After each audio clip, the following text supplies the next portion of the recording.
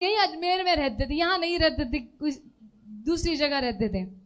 मैं अपनी बहनों के साथ जब मैंने सबसे पहले ब्रदर अशोक को देखा ना, हमको उनका गाना बजाना इम्प्रेसिव नहीं लगा, ना तो उनके गाने बजाने से हम इम्प्रेस हुए, सच बता रही हूँ, ना तो उनके वचन सुनाने से, हालांकि बेहतरीन गाते थे, बेहतरीन बजाते थे और खूबसूरत वचन सुनाते थे। जो चीज हमको मूव करी ना वो ये थी कि हमने इस व्यक्ति के अंदर एक चीज, एक अरोमा की तरह देखी थी कि ये तो किसी और दुनिया में जीते हैं। हमने सोचा कि शायद इनका घर बहुत ही हेवनली माहौल वाला होगा, बहुत सुंदर और कहते ना उत्तम माहौल होगा इनके घर में, एकदम गिरजा वाला। तो हमने सोचा इनके घर जाके देखेंगे इनके घर में कैसा माहौल है, कैसे ऐसे जीते। वो लगते ही नहीं थे कि यार वो इंसानों से मतलब रखते, वो उनका एकदम हम्बल सिंपल मैन, छोटी सी बाइबल लेके खुश रहते थे हमेशा, पॉकेट में कुछ नहीं, फिर भी ऐसा आनंद जिस आनंद को कोई डिस्टर्बेंस छीन ही नहीं सकता था। चाहे उनको गर्मी में बैठा दो, धूप में बैठा दो, वो पीस, वो आनंद बना रहता था। वो चीज मेरे अंदर एक एनवी आती थी। एनवी समझते हो? जलन। यार इतनी तपस्या करती हूँ मैं इतने घुटने टेक कर XYZ जपती रहती हूँ, मेरे अंदर ये नहीं आई, इनके अंदर ही तो ना तो ये बोलते, ना तो ये करते, ना तो ये करते, ये ऐसा कैसे हो रहा है इनके साथ। मैं इतनी प्रार्थना करके भी बोझ के नीचे हूं, मैं इतनी रिचुअल्स फॉलो करके भी बोझ के नीचे, और ये कुछ नहीं करके भी इतने आराम में। तो मैंने सोचा ये क्या है, व्हाट इज इट एग्जैक्टली। और मेरे को वो ही चीज मतलब चैलेंज करती थी कि वो शांति, वो आनंद क्यों नहीं है। मैं सच बता रही हूँ, मैंने उपवास खूब किए, मैंने पद यात्राएं खूब की, मैंने मालाएं खूब जपी है, मैंने रटी रटाई खूब प्रार्थनाएं की हैं, खूब रोई, खूब आंसू बहा है। एक ऐसा पॉइंट था डिप्रेशन का जिसके अंदर मेरा डिप्रेशन का मुद्दा हट के ये बन गया था कि परमेश्वर तू है भी या नहीं। हालेलुया। मुद्दा ही हट गया था, किसी और बात का दुख था, लेकिन प्रार्थना करने के बाद जो नतीजा चाह रही थी वो नतीजा नहीं मिलने की वजह से अब डबल डिप्रेशन। पहला तो ये जो हुआ, और दूसरा अब ये कि प्रभु तू है भी या नहीं, तू ध्यान क्यों नहीं देता। Hallelujah, hallelujah. पर उस समय, आज चलो एक गवाही के फॉर्म में ही कह देती हूँ, यहाँ करुणालय सब जानते नहीं होंगे, लेकिन यहाँ के लोकल लोग जानते हैं। यहाँ पर करुणालय एक साधना केंद्र है। बहुत समय पहले यहाँ पर एक फादर आए थे, उनका नाम था फादर बेजिल। उनके साथ में एक सिस्टर आई थी। मैं ना बहुत धाप गई थी, अघा गई थी, सैचुरेट हो गई थी। मेरे को ना उस समय तक धीरे धीरे ये लगने लग गया था ये सब नाटक है, कुछ नहीं होता, इसमें कोई मतलब नहीं, ये सब बेकार है। ये वो पॉइंट था कि एक्सीडेंटली कैसे आई केम अक्रॉस दैट सिस्टर। वो सिस्टर एक माजी, एक धर्म बहन के क्रॉस में है। बातों बातों में है ना, मैंने उनको ऐसे, वो मुझे कुछ कहती, वो मेरे को एक वचन से कहती, मैं उनको दूसरे वचन से बोली। 5 मिनट के वार्तालाप में वो बहन, समझिए इसके साथ आर्ग्यूमेंट नहीं करना, मतलब नहीं है इसके साथ आर्ग्यू करने का। तो वो बहन, धर्म बहन, मेरे को कहती है कि तुम आज से लेके 9 दिन तक बस इंतजार करना, प्रभु आपके लाइफ में कुछ ऐसा काम करेगा कि आपको, आपके जो सवाल है ना, आपकी उलझन से वो निकाल देगा। वो ये भी नहीं कह रही थी कि ऐसा होगा वो ऐसा होगा, वो कह रही थी जवाब मैं नहीं दे सकती आपको, मेरे पास शब्द पर्याप्त नहीं है आपके सवालों का जवाब देने के लिए। आप अब से लेके 9 दिन तक का इंतजार करना, प्रभु स्वयं आपको उत्तर देगा। हालेलुया। अब होता क्या है, वो दूसरा दिन था साधना का। 3 दिन में वो साधना खत्म हो गई। वो साधना खत्म होने के बाद हमारे ही अजमेर में कैथेड्रल नाम की एक बड़ा गिरजा है, उस बड़े गिरजे में एक दूसरे फादर जिनका नाम है फादर डिन्नी, वो आए। और उनके प्रार्थना में, अब वो हमारा पैरिश लगता था, तो हमने सोचा एक पहले दिन जाके आते। हम कैथेड्रल पैरिश में गए, हमने वो रिट्रीट अटेंड की। वो फादर डिन्नी जो बोलते थे, जो कहते थे, बहुत मुझ पर प्रभाव आया। फिर से मैं आपको बताऊं, वो समय जो मेरे अंदर प्रभाव आया था, ना तो उनके गाने बजाने की वजह से था, ना तो उनकी अच्छी प्रीचिंग की वजह से था। मेरे को उनकी प्रीचिंग के पीछे जो नजर आ रहा था, वो ये नजर आ रहा था, ये परमेश्वर का सच्चा दास है। मैं इस दुनिया, मतलब मेरे सवाल इसी बात से जुड़े थे, परमेश्वर की बातों वाली बातों से, एक नहीं 1000 थे। और वो मुझे केवल तंग नहीं कर रहे थे, मेरे को फंसा के रखे थे। And I was about to burst, फटने वाली थी उस समय। मैंने फादर डिन्नी के उन 3 दिनों के अंदर उनका मिनिस्टर करना, उनका सेवा करना देखा। उनका अंदर मैंने ये चीज देखा कि यार इस बंदे के अंदर वो जेन्युइन पवित्र आत्मा जो पौलुस के अंदर काम करता था वो इनमें काम करता है। फिर से मेरे अंदर आया, मैं जाकर देखूंगी कि ये कैसे जीते हैं। ना मेरे को ये इंटरेस्ट था कि मैं प्रीचर बनूं, ना तो मुझे इससे मतलब था कि मैं अच्छा गाऊं बजाऊं या सेवा करूं। मेरे को बस ये देखना था कि ये जिस परमेश्वर की चर्चा बाइबल में है, क्या वो परमेश्वर आज भी ऐसे लोगों को प्रोड्यूस कर रहा है? ऐसे लोग, ऐसे परमेश्वर के सच्चे लोग है भी या नहीं? अगर है तो मुझे उस परमेश्वर को जानना है। उस परमेश्वर को जानने की तलब में मैं चली गई अपनी एक बहन के साथ जो कंप्यूटर पे बैठी रहती है ना, इसको लेके 10वीं पार की थी इसने, बस हम चले गए बरेली। यहाँ से उस सिस्टर से मिलने से ये अभी 4था या 5वां दिन था। हालेलुया। वहां पर जब गए हम, वहां तो फादर डिन्नी दिखे ही नहीं।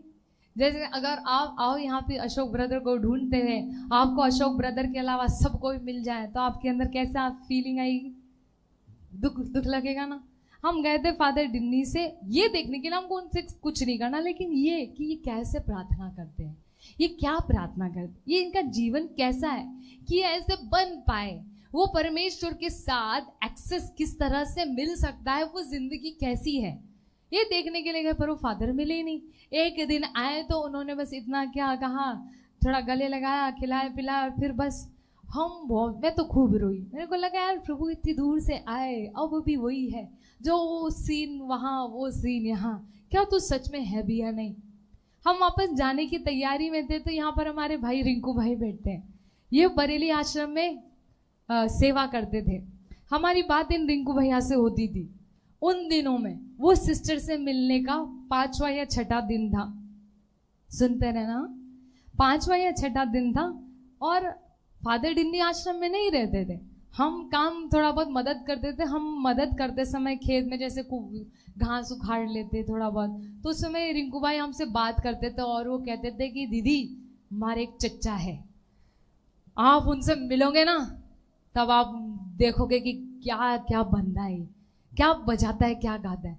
मैंने बोला भैया गाते बजाते तो ठीक है, लेकिन इनकी बातें जब वो कहते थे ना कि हमारे चाचा प्रभु की इस तरह सेवा करते हैं, वो गांव गांव जाते हैं, वो ऐसा करते हैं, तो मन में आने लगा यार ये शायद ऐसी सेवा तो केवल वही कर सकता है जो परमेश्वर की सेवा केवल परमेश्वर के लिए करता है। वो किसी कलीसिया के लिए नहीं करता, वो अपने किसी स्वार्थ के लिए नहीं करता।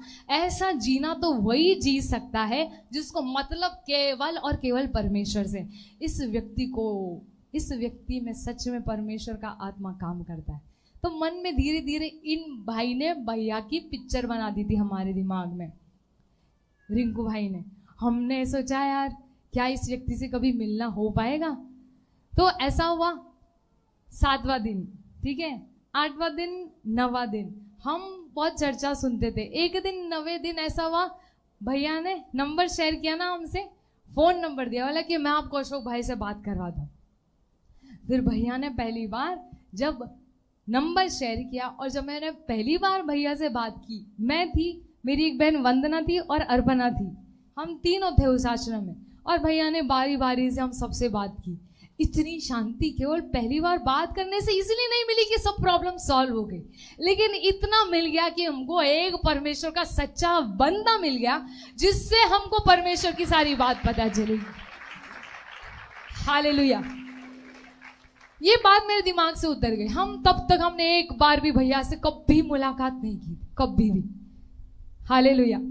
और है ना, दिमाग से भी उतर गई थी, ना तो हमें देखा था, ना तो हमने उम्मीद थी कि कभी हम देख पाएंगे भाई से। हम बस फोन पे बात होती थी, एक एक करके जो चीजें उलझन बन के थी ना मेरे दिमाग में, मैं भाई से शेयर करती थी, वो बताते थे, और एग्जैक्टली जैसा वो कहते थे वैसे मैंने प्रार्थना करना स्टार्ट किया। और मैंने ये पाया कि क्या कहते हैं ना हिंदी में, 100 लुहार की नहीं, 100 सुनार की एक लोहार की। और काम इतनी मेहनत कर रहे थे, ये तो इतना आसान है। अगर परमेश्वर को पाना इतना मुश्किल होता तो यीशु मसीह पर क्यों विश्वास करते हम?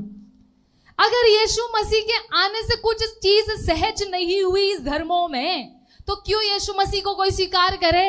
अगर उतना ही माथा पटकना, उतना ही नारियल फोड़ना, उतना ही चलना, उतने ही चढ़ावे करना जारी रखना था, तो what is the point of the Messiah?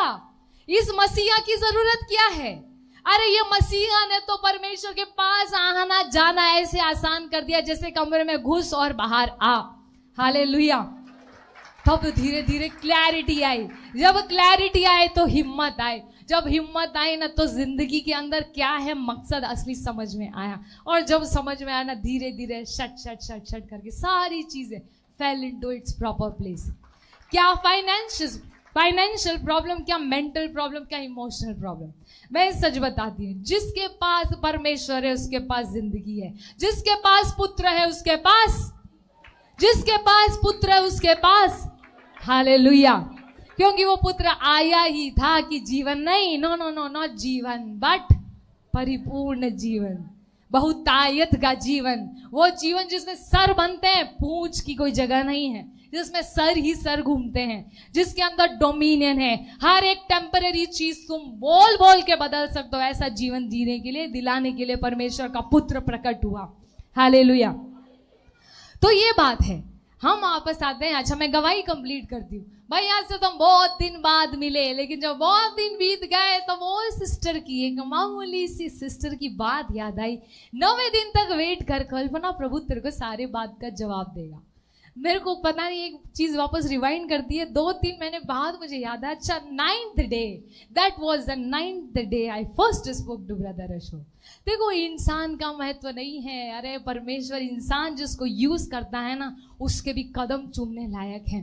Bible कहती है वो व्यक्ति जो सुसमाचार लाता है उसके कदम कितने सुंदर हैं। परमेश्वर ने अगर आपके लाइफ में किसी को इस्तेमाल किया ना तो उसकी कदर करो। बाइबल कहती है अब किसी को भी हम शरीर में ना देखें, उनको आत्मा में देखें। To respect, hallelujah.